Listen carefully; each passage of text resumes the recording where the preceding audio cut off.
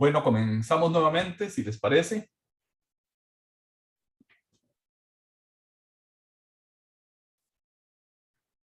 Si tienen a la vista la pantalla que dice compensación, ¿verdad? Sí, profe. Gracias. Luego hemos visto pago, hemos visto prescripción. Nos corresponde ahora ver los otros medios de extinción de las obligaciones muy brevemente. Compensación es el primero de ellos. ¿Qué es la compensación? Es la extinción de los saldos acreedores y deudores hasta el monto concurrente. Es decir, si yo soy acreedor de la administración y la administración es acreedora mía, se compensan nuestros créditos en la medida en que sean líquidos y exigibles y hasta el monto en el que concurren. Ejemplo,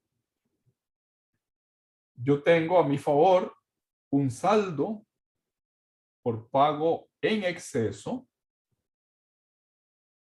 por pago o retenciones a cuenta del impuesto sobre la renta que superaron el monto del impuesto. Mi impuesto era de 100 y tengo 150 de saldo a favor.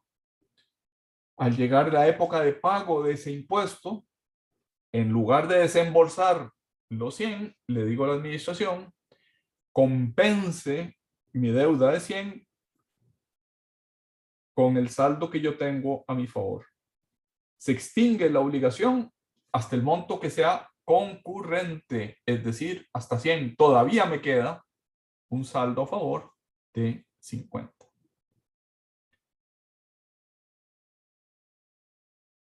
Hay una diferencia entre pago debido o indebido de tributos que ya explicamos. Debido es cuando hay una norma que exige o sufrir la retención o hacer pagos a cuenta.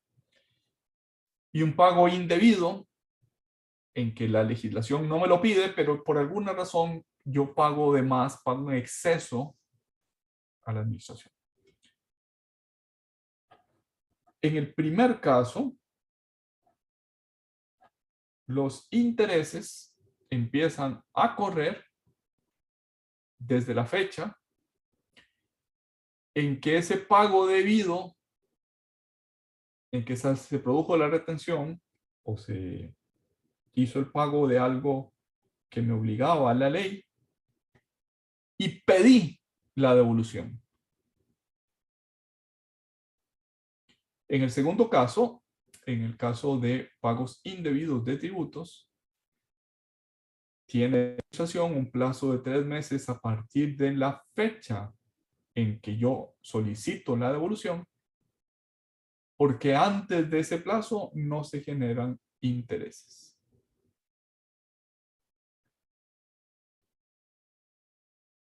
La compensación en términos generales se hace a petición de parte.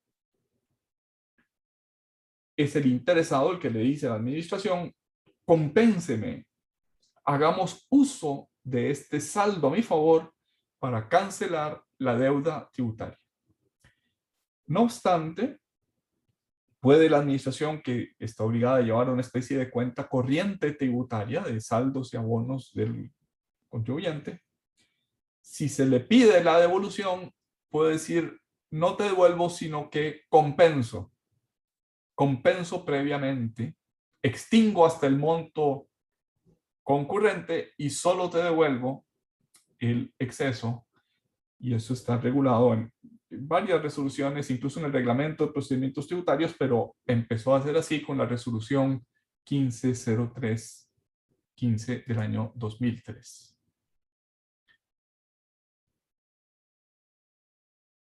El artículo 45 del Código no puede obligar a la administración a compensar de oficio. Por ejemplo, en alguna ocasión que se ha declarado inconstitucional el tributo de las personas jurídicas, su primera versión fue declarada inconstitucional.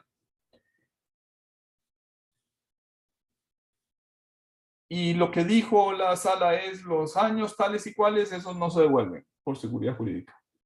Pero el último año sí que está obligada la administración a devolver. Y la administración, como le era muy difícil hacer el trabajo de compensar de oficio, dispensó, con base en el artículo 45, dispensó la obligación de compensar previamente a devolver. Dijo, todo el que me pida, le devuelvo. No estoy obligado a compensar. Existía en la legislación unos certificados de abono tributario, ya no existen, están derogados. Fueron objeto de defraudaciones tributarias muy cuantiosas y son por las que los derogaron. Certificados de abono tributario. Todavía existen, esos no han sido derogados, los certificados de abono forestal. De hecho, a Costa Rica le acaban de dar un premio internacional, la corona inglesa, por los mecanismos para la extensión de la cobertura boscosa, y parte de esas herramientas eran los certificados de abono forestal. ¿En qué consisten? Consisten en que son un título o valor, era el certificado de abono tributario, era el certificado de abono forestal, es un título o valor que incorpora un derecho de crédito que solo puede utilizarse para el pago de tributos, como certificados, como títulos de crédito, de acuerdo con el derecho cartular, el derecho mercantil de los títulos de crédito, pueden ser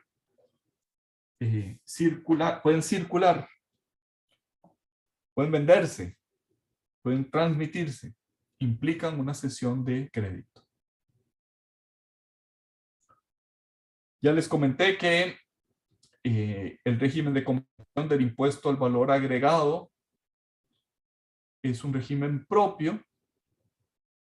Si yo tengo créditos y débitos con la administración tributaria, puedo utilizarlos siempre y cuando sean líquidos e exigibles. Puedo utilizarlos en distintos impuestos. Si yo tengo un crédito de impuesto sobre la renta, puedo aplicarlo a mis deudas de impuesto al valor agregado. Pero al revés no. El régimen de impuesto al valor agregado debe aplicarse o compensarse previamente entre sí, créditos y débitos del IVA, y solo si no se extinguen en un plazo de 3 meses, entonces se puede pedir que se acrediten, que se reconozcan en el estado de cuenta para compensarlo con otras obligaciones tributarias en la administración tributaria. Por ejemplo, los créditos de impuesto al valor agregado que no haya podido extinguir a lo interno del impuesto al valor agregado, podría yo utilizarlos para extinguir, para compensar las deudas por impuesto al salario de mis empleados, para extinguir las deudas líquidas exigibles de impuestos sobre ganancias de capital, para extinguir por compensación las deudas de impuesto a las utilidades. En el impuesto al valor agregado, lo normal es que se extingan entre sí, es decir, que el saldo a favor de un mes se extinga con el saldo en contra de otro mes.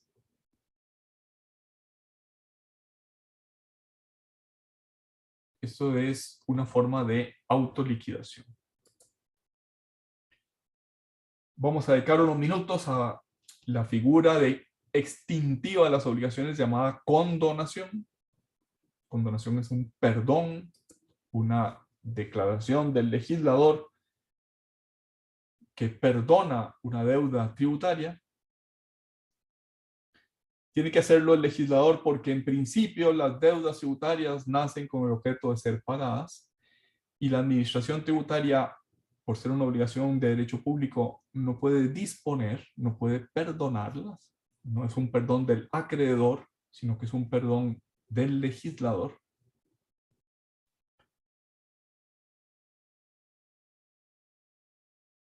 se requiere ley, se requiere una norma legal, una disposición aprobada por el legislador para condonar la obligación tributaria principal. Sin embargo, las obligaciones accesorias, los intereses, pueden ser perdonados si se demuestra error de la administración. Eso está regulado en el artículo 57 del Código y algunos oficios del año 2008, que son los que aparecen en la última línea de esta filmina, son importantes ejemplos del perdón de los intereses. El caso es que la administración tributaria había aprobado una forma de distribución de los gastos de los bancos. Los 3 oficios se refieren a bancos. Y después consideró que eso que había aprobado la administración estaba equivocado. Por tanto, dijo la Dirección General de Hacienda, se perdonan, se condonan los intereses, más no la obligación tributaria principal.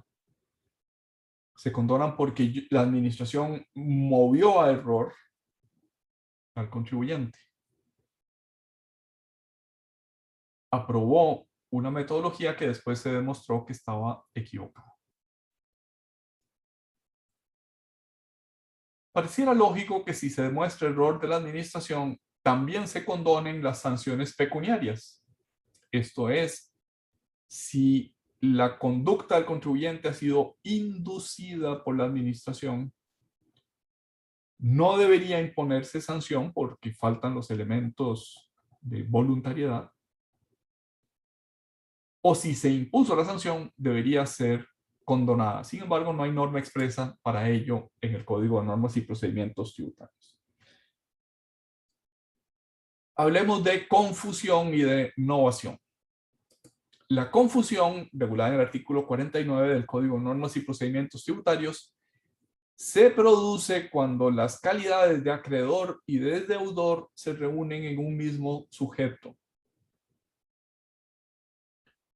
Podría suceder, es poco frecuente, pero podría suceder, por ejemplo, que la administración tributaria municipal tuviera a su favor un impuesto de bienes inmuebles, una deuda por impuesto de bienes inmuebles.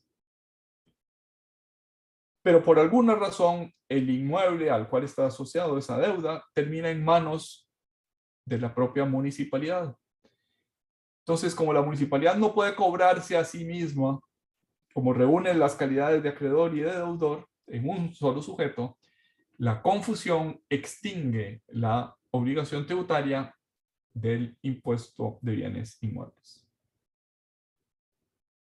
El artículo 35 del Código permite la novación. Recuerden que el principio general, las deudas tributarias no son objeto de disposición.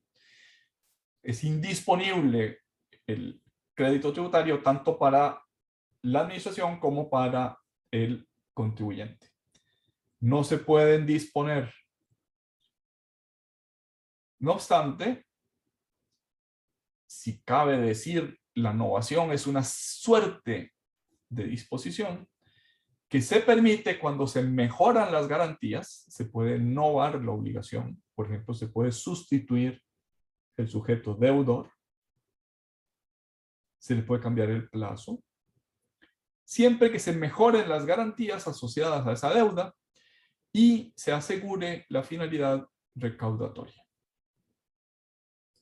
¿Dudas, preguntas, aclaraciones, comentarios sobre medios de extinción de la obligación tributaria?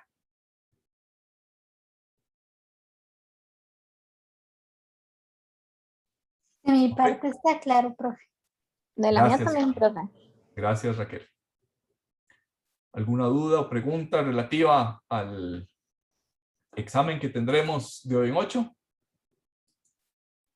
Yo, profe, entonces la clase de hoy no entra o sí entra, es que no me quedó claro. La clase de hoy sí entra. Sí entra, ok. Hasta hoy entra.